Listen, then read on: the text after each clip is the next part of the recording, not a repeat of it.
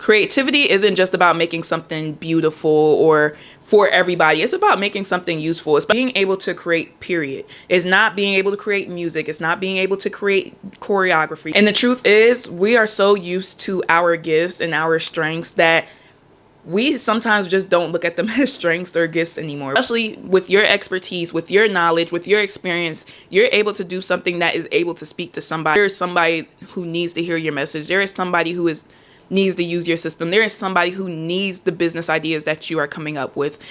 Eventually, your brain will stop telling you that I'm not creative because now you got the evidence. It's Dreyan Sabri. Hi, my name is Dreyan Sabri, and welcome to today's video where we're going to talk about leaning into our creativity, because I think sometimes the biggest misconception of what being creative is, we always think of it in an artistic way. We're thinking of how people are able to dance to the rhythm or draw or even, their musicality. We think of things like that instead of the everyday things that contribute to our creativeness. It's not that you're not creative. It's the fact that you projected other people's creativity onto your capabilities, and that's what we have to stop. Who told you what creativity was supposed to look like? Today, we're going to talk about 4 actionable steps that you can do today to dive deeper into the creativity that you already have within you. But first, let's define it. We often define creativity by artists, photographers, musicians, and I want you to know that creativity is much broader than artistic ability. But first, what is creativity? The definition of creativity is the ability to create, or the quality of simply being creative. And when you think of that, it takes away a lot of preconceived notions that we have. Is being able to create, period. It's not being able to create music. It's not being able to create choreography. It's not being able to create videos. Like, it's way more than things that we sometimes put into our heads that will mark what creativity actually is. Especially in high school, in my formative years, even in college, I used to genuinely think I was not creative. Like, there were so many different instances where maybe something for me was challenged, and I just simply contributed to, I'm not creative enough, I'm not able to think that far ahead, I'm not able to add that. And that's crazy to think, being that, I am a freaking engineer. A big part of engineering is the ability to create solutions for different problems. I create YouTube videos, I use my motor skills to be able to do hair, sew dresses, even just being able to dance around. Another thing that I realized I was creative at was like event planning and being able to lead in different group settings, especially as someone who's introverted, and I'm able to be great at being a visionary, being able to put these ideas to the test.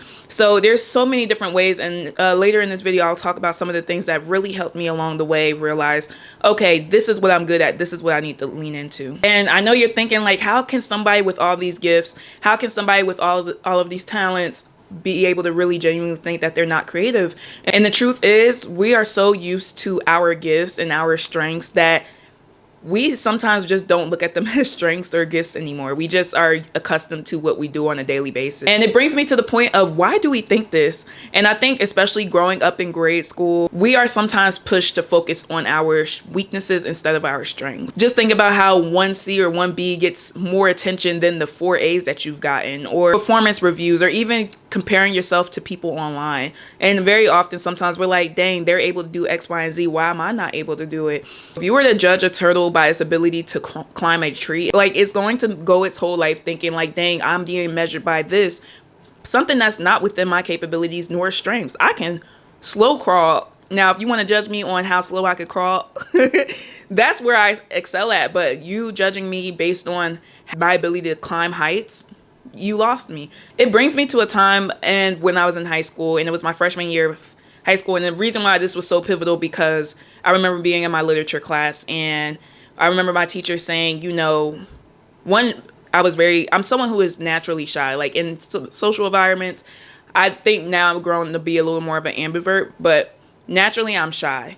And, in literature, I really loved my teacher. Like, she was very thought-provoking. We were able to have very interesting discussions. And I just loved her point of views on how she was able to get, different ideas, pull it from a story and create it into something greater. And that's something I really thought I lacked. But to add on from that, I remember, I had the highest grade in the class. And she one time told me, like, hey, your writing is boring. You have all the punctuation correctly. You're able to do everything correctly, but I feel like you're just doing this for the grade.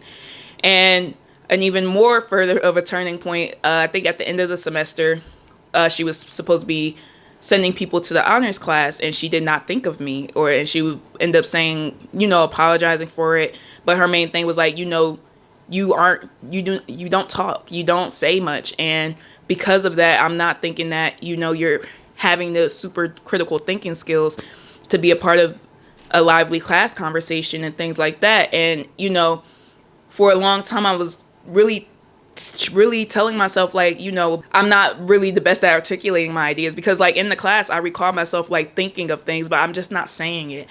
And I genuinely thought I was not a good writer. I genuinely thought I couldn't articulate myself. Or I also even thought I was just not good at generating ideas. Even though I had them, I just was not someone to speak up, but that's not my strength. I'm someone who's a little more introverted. I'm not going to speak up every time there's a group conversation going on. Honestly, that class was not an opportunity to showcase my leadership skills or showcase all of the other skills I really leaned into. I was a cadet and I was able to excel in my JRTC journey because of my leadership skills. And that's when I kind of learned, my direction of where I actually want to go beyond high school. But that's just a prime example of, not every situation that highlights your weaknesses wasn't also an opportunity for you to showcase your strengths. Like, that class wasn't measuring my leadership. It wasn't measuring my vision, my organization skills, my problem solving skills, my creativity with systems, my ability to connect with people.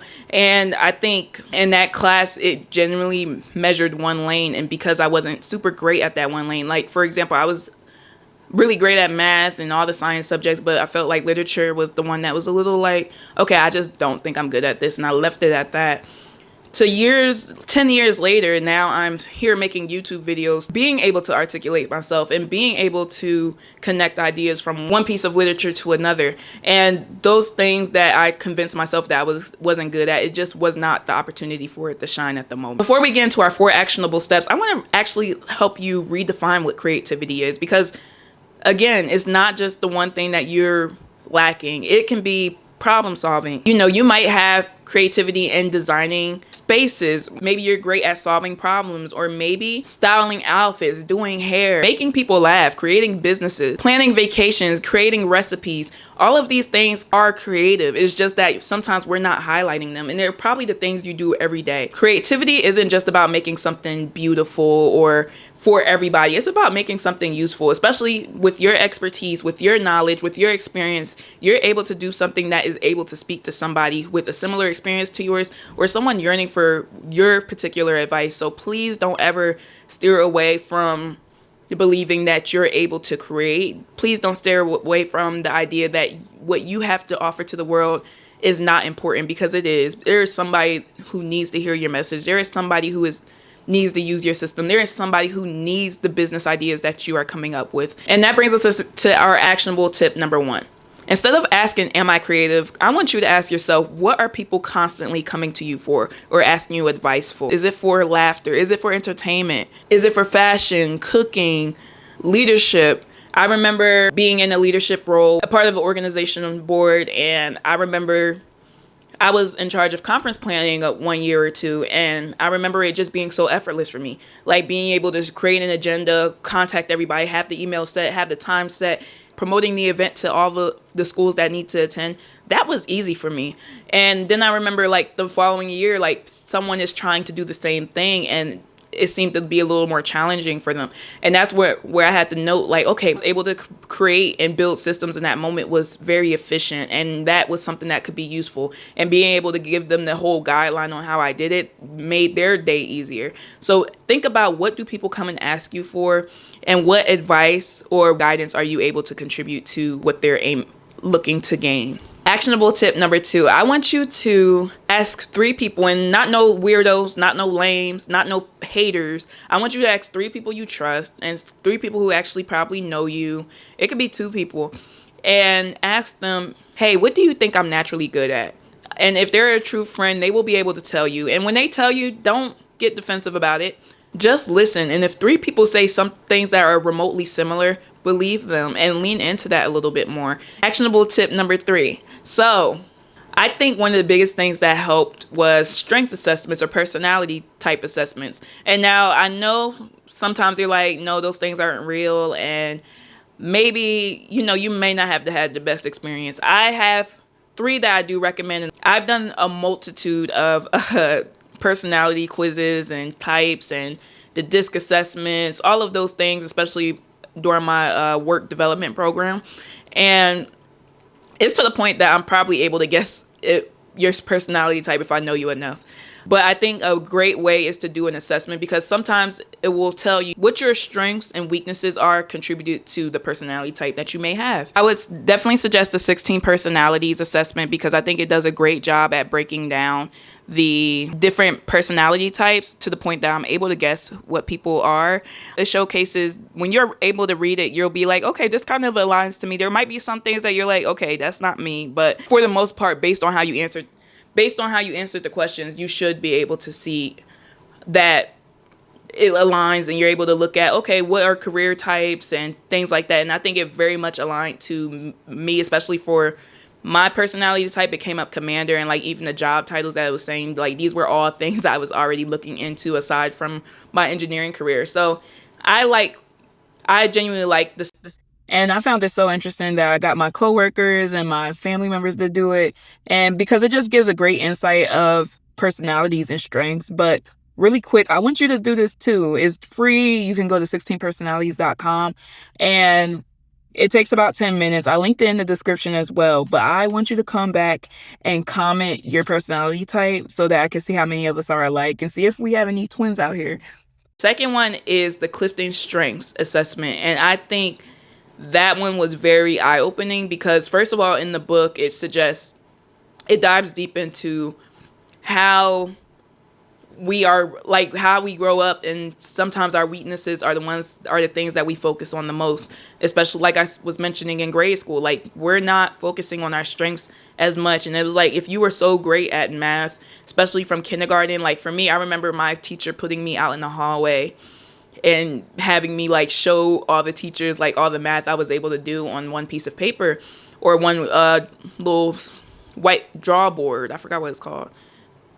I really, anyways.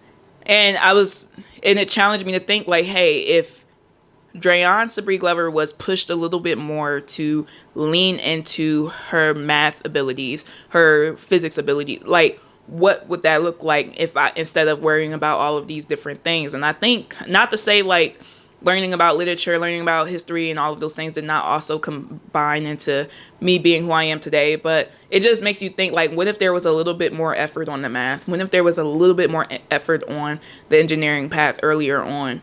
It makes you think. So the reason why the Clifton Strengths Assessment was very eye-opening, and I think right now it's called Strengths Finder 2.0. I will link the book below. I'll probably put a picture of what it is here. But it was very eye-opening because it recognized what my true strengths were. My top 5 Clifton strengths were 1, futuristic, 2, focus, 3, consistency, 4, developer, and 5, includer. And all of those made so much sense because 1, I am always like envisioning the future. I'm always planning for the future. I am living today like I'm moving for my future self. I definitely work best with clear priorities, so that's why I'm able to give more focus. And I learned even in the work environment, I'm not the most fond of leaders who don't have clear direction and are kind of all over the place. So that gave me a little more reflection on how do I work best. And if I am in an environment like that, how do I take initiative to make my goals a little bit more clear? Even for consistency, like it shows that I am pretty consistent across how I treat my friends, my family, how am I maneuvering my daily attributes and things like that. And I think the biggest one, even with me doing this YouTube channel, is developer. I enjoy developing people, even from high school and college. I was always passionate about trying to bring people up. I was always passionate about teaching people something that I may not have had when I was their age or may not have had when I was in their situation. So me seeing this list, it was very, very eye-opening. So if you have the time or have the chance to be able to take it for yourself and buy the book and read it too. And even buying the book, it just dives a little bit deeper into each one. But also on the assessments, it does a great job at giving all the pages of what each strength means and what you can do with it.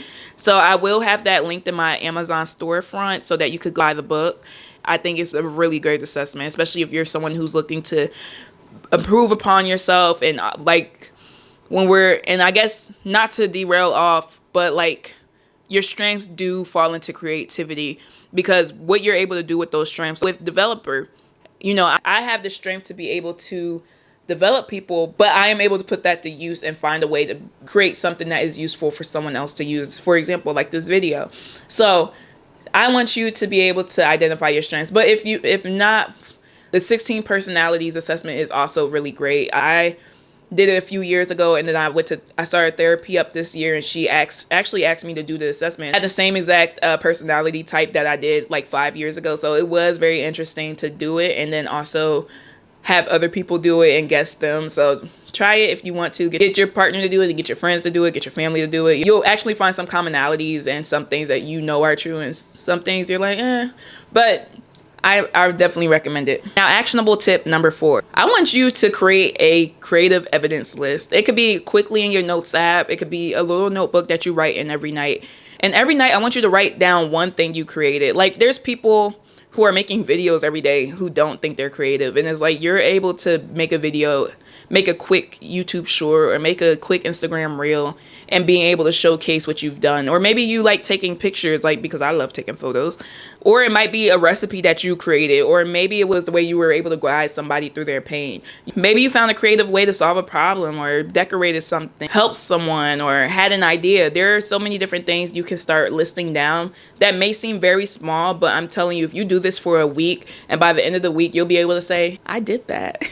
Eventually, your brain will stop telling you that I'm not creative, because now you got the evidence. And I think sometimes, even though we give weaknesses so much attention, sometimes our weaknesses can pivot into our strengths. For example, I don't think I was always the best at talking on the camera. Even now, I feel like I'm still developing the way I'm able to convey a message. So even though me being on camera wasn't necessarily a strength, I had other strengths that were able to support this. Just because something may be a weakness, you don't have to completely derail from it. But if it does help your strength improve, I will 100% recommend it. If your weakness supports your strength, then you can lean into it a little more. But I don't want you to get so caught up on your weaknesses that you're blurring the lines for what your strengths are.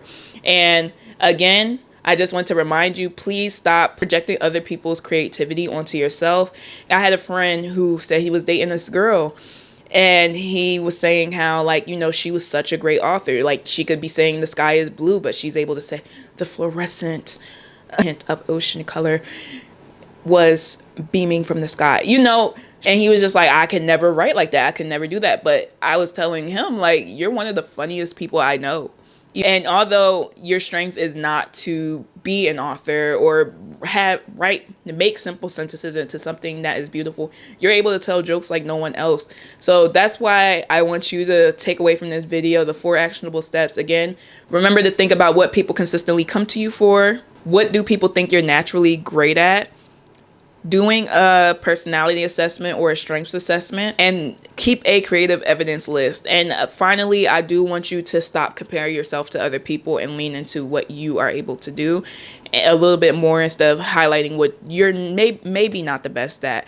And sometimes maybe we're not born with certain skills, but maybe your mind is creative enough to develop the skills that you weren't necessarily born with. Leave in the comments, what's one gift that you have been overlooking simply because it doesn't look like someone else's? I really thank you and appreciate you for watching this video. If you enjoy content about personal development, self-love, and wellness, please subscribe to my channel. My name is Dreyansa Bree Glover, and I hope to see you for the next video. Bye.